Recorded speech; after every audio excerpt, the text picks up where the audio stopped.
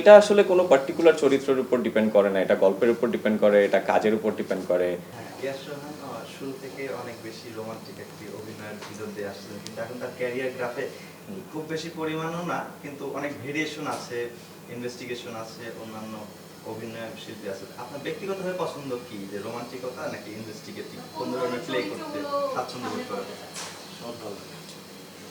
এইটা আসলে কোনো পার্টিকুলার চরিত্রের উপর ডিপেন্ড করে না, এটা ডিপেন্ড করে যে চরিত্রটা করতে আমি কতটা চ্যালেঞ্জ ফিল করছি।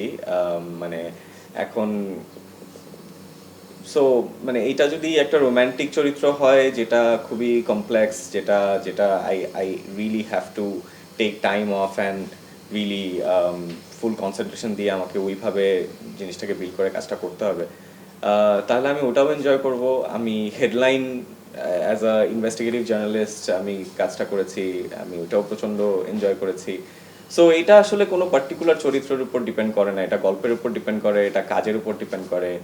এটা সব ওই যে প্রথমে বললাম না যে film making is a team work, so team ওয়ার্কটা কতটা ভালো হলো সেটার উপর ডিপেন্ড করে আসলে।